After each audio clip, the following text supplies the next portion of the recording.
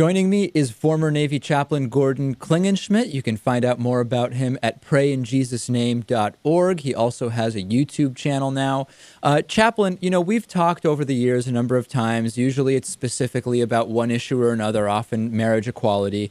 I want to step back from that conversation a little bit if we can and speak a little more broadly about we now see what seems to be a very clear tide in the U.S., which sees more than 50% favorability for marriage equality. For the first time, close to 60% of Americans believe abortion should be legal and women should have a right to choose what medical procedures make sense for them. 28% of states have decriminalized marijuana, and that clearly is going in a very specific direction.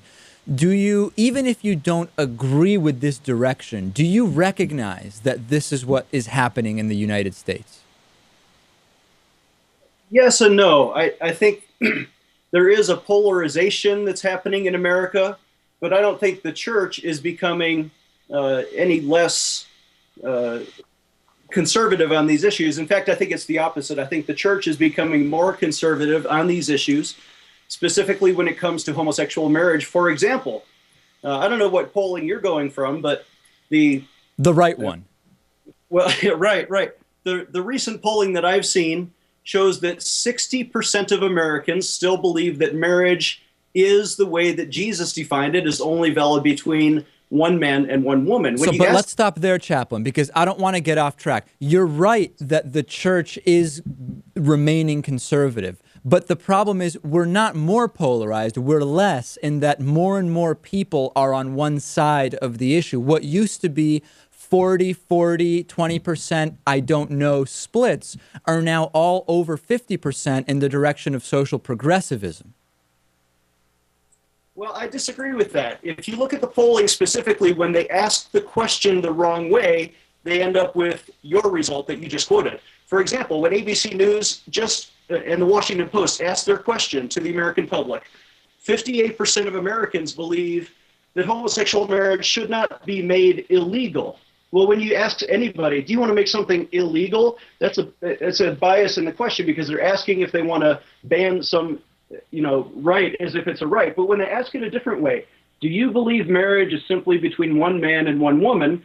60% of Americans say, yes, I agree with Jesus Christ. And that matches the 75% of Americans who self-identify as Christian, because Jesus did specifically in Matthew 19 define marriage as only valid between one man and one woman. So when 75% of Americans say they're Christian, but only 60% of Americans agree with Jesus, then you really only have 15% of the middle that are hypocrites who say, I think Jesus is cool, but I don't agree with how he defined marriage. Well, okay, but so let's not focus on that specific poll. I think it would be disingenuous to just say that because that one poll isn't worded the way you like, we don't have this shifting tide. Let me take a different approach, if I may.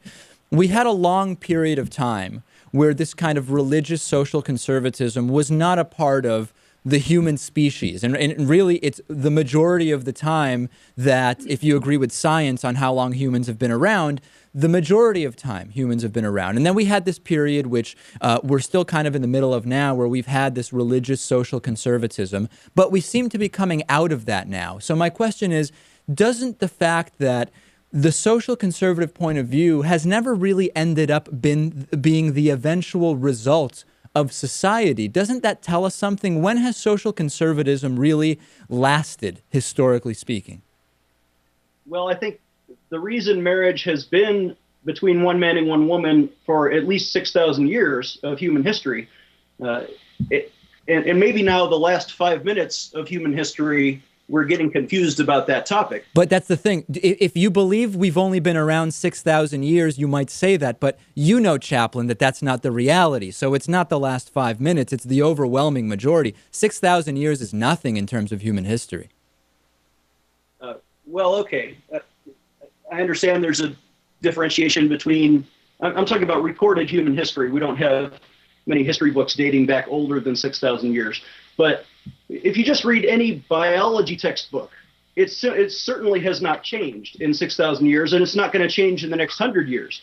When you look at biology, it agrees with Jesus Christ in Matthew 19. He said, have you not heard from the beginning, God made them male and female, and what They become one flesh, and what God has joined together, let not man put asunder. Now, when Jesus talks about one flesh, he's really being a scientist. He's being a biologist, because he realizes, and he's articulating simple biology, that when a sperm and an egg form together, they match in a zygote, and a new DNA is formed, and it becomes one new human flesh. But Chaplain, hold on. We're getting so off track here, Chaplain. First of all, we're not focusing on this issue, but even if we look at the Bible talks about polygamy, marrying your brother's sister. I mean, if we're going to look at biblical marriage, you can't just focus on that. But I don't want to do that. I'm trying to have a conversation with you about, is it not clear we're going in a specific direction? And you seem to want to talk about zygotes. You sound like Rick Santorum, Chaplain.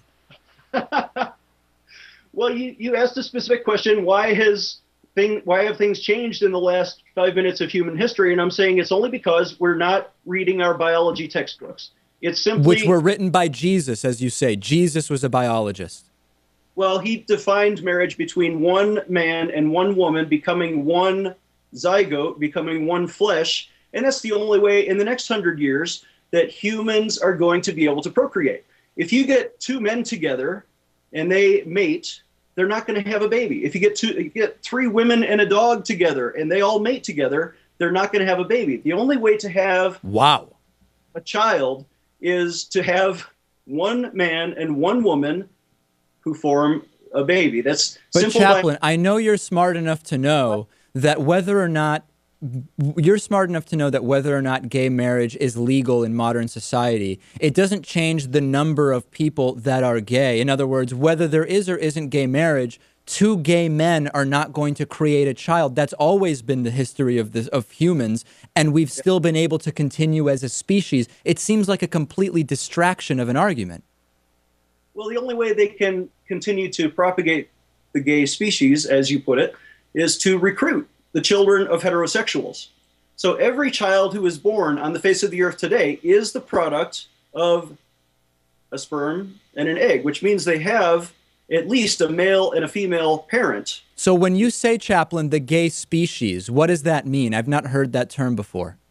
I'm sorry, I was quoting you. You said something about species, but... No, I meant the human species, the human species. Whether you're gay or straight, we're all human species. That's all I meant.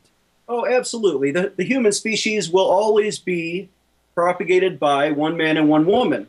But the fact that we have homosexuals today is simply a demonstration that it's only possible to become homosexual by being recruited.